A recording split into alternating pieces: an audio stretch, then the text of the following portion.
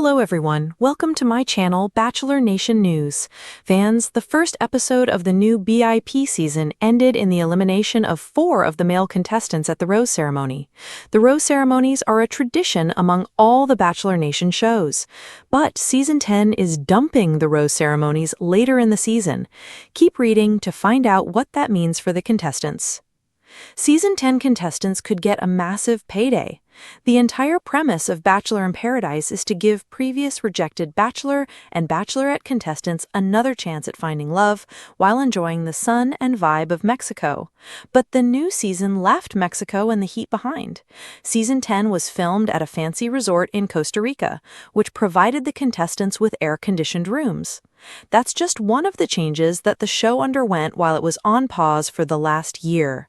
The cameras were upgraded to give the visuals a more Love Island feel. Many viewers hate the changes, even accusing the show of using AI to create some scenes. The drama among the contestants is still simmering. Justin Glaze's ex, Susie Evans, joins the beach next week. Her arrival is sure to put a damper on his connection with Lexi Young. Bachelor in Paradise is airing on Monday and Tuesday next week. Tuesday's episode marks the arrival of the Golden Cast. ABC dropped the full trailer for the season after the first episode aired. The teaser previews love triangles and hookups, but one of the biggest shocks was the bag of money on the beach.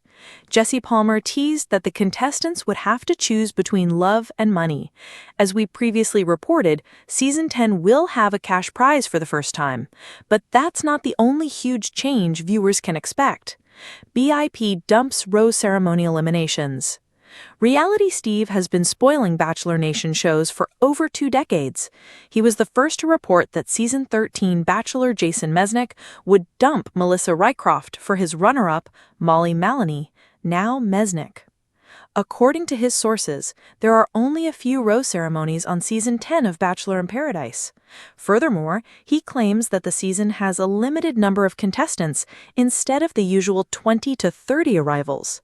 Instead, Season 10 only had 12 younger women, 12 younger men, and 12 golden contestants. The significance of the number 12 could relate to the decision to dump the rose ceremonies. Reality Steve's sources revealed that, instead of a rose ceremony, the contestants will be voted out like on Survivor and other reality shows. However, the insider didn't reveal all the details about the new elimination process.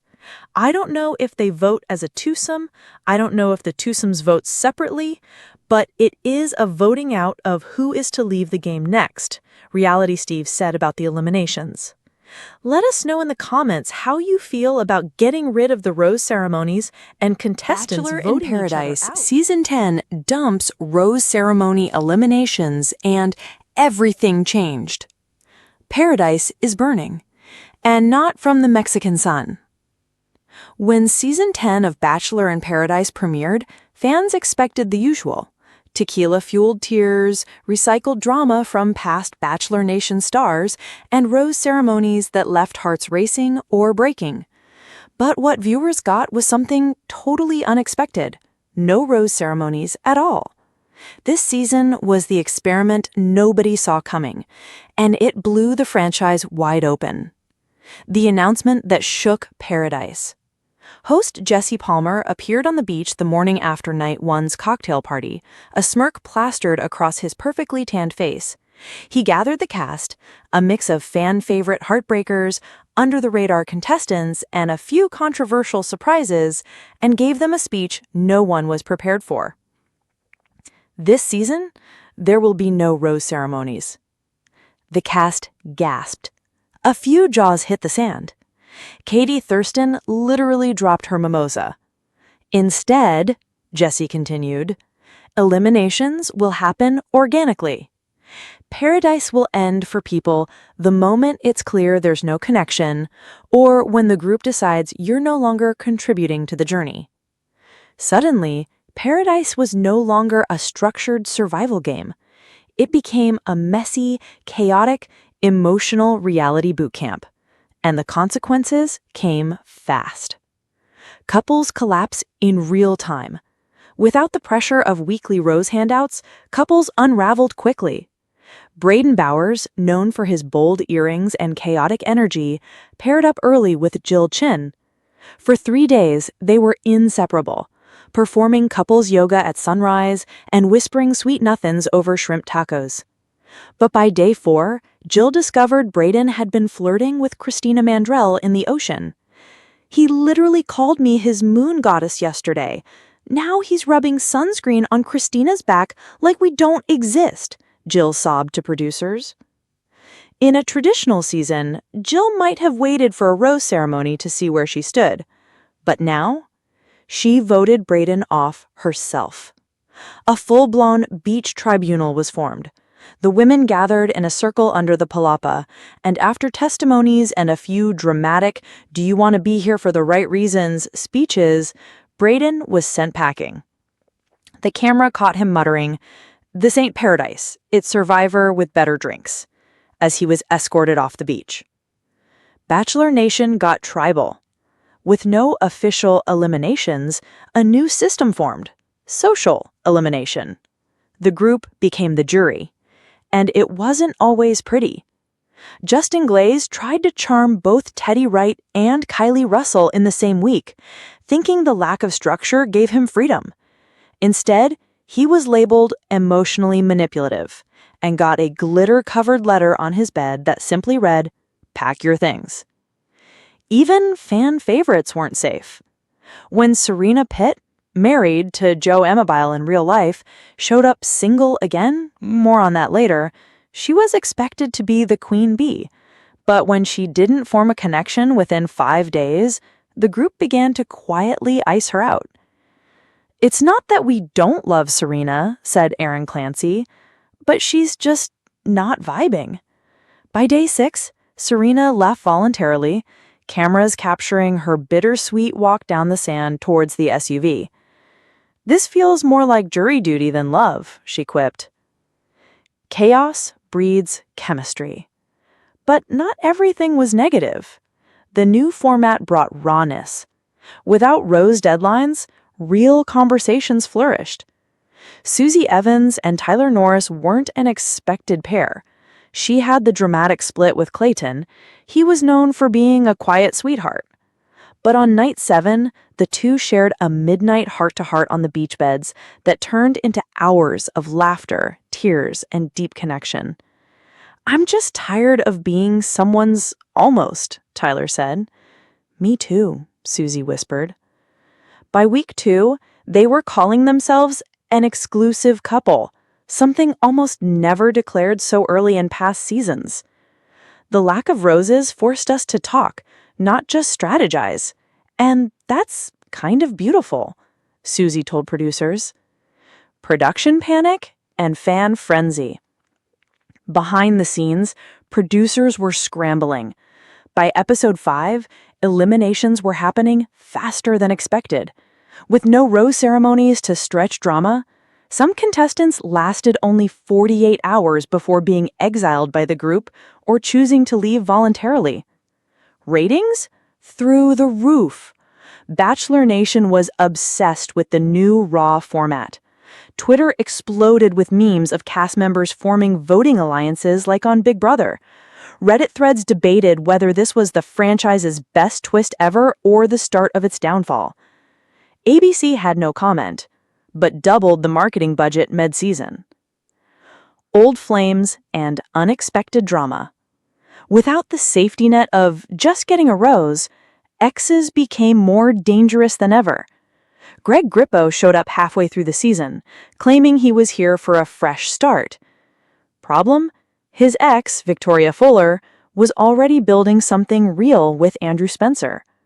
The moment Greg stepped on the sand, Victoria's smile faded. Andrew noticed. Drama brewed. Victoria and Greg had one private conversation that lasted 2 hours. The next morning, Andrew was gone. I'm not going to fight someone's ghost. She's not over him. That's clear.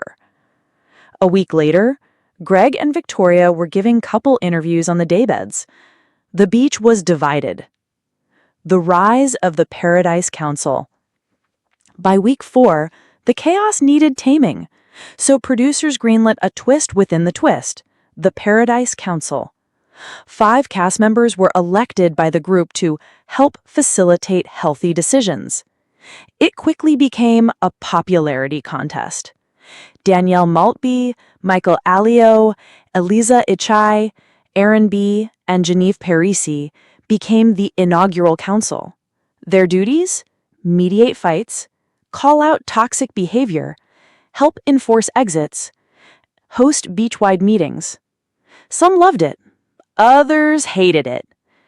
"This feels like high school with better lighting," said Logan Palmer.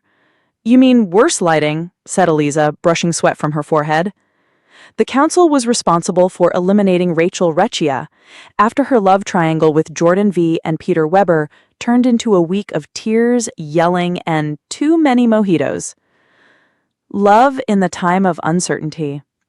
By week 5, only 10 contestants remained, and against all odds, some real love stories were forming. Susie and Tyler, steady and strong, they were talking about post-show plans. Greg and Victoria, despite the controversy, were locking eyes like teenagers. Eliza and Aaron B., a slow burn that turned serious after a group dinner where Aaron stood up and toasted, "To the only person who made me feel at home here."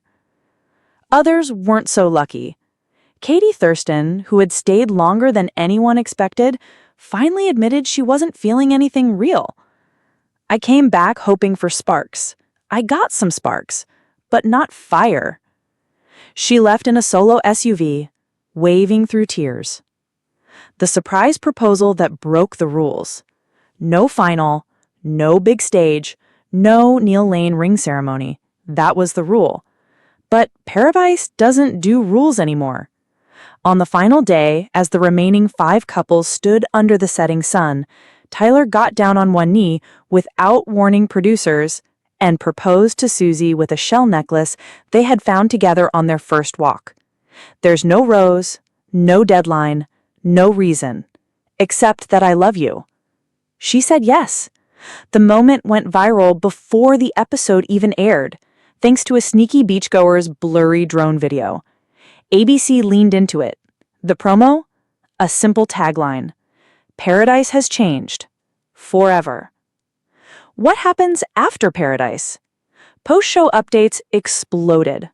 Susie and Tyler began doing joint YouTube blogs, sharing their raw moments, fights, and engagement details. Victoria and Greg teased a move-in, but broke up 3 months later. Eliza and Aaron B. are quietly dating, no flashy headlines, just long walks and longer Instagram captions. Jill Chin started a podcast titled Moon Goddess Therapy, dedicated to women reclaiming their power after reality TV Heartbreak. Brayden appeared on a different reality show, Love is Blind Influencer Edition. But the biggest headline? Bachelor in Paradise Season 11 would follow the same no-rose format and add a shocking twist. Paradise Royalty, where 2 previous BIP couples would return as monarchs with elimination power. The beach will never be the same. Season 10 of Bachelor in Paradise not only dumped the rose ceremony, it dumped the entire formula. It challenged the cast to be real, raw, and ready to face love without safety nets or scripts. Some flourished. Others failed spectacularly. But one thing was clear. Fans were more addicted than ever. The drama wasn't just juicy,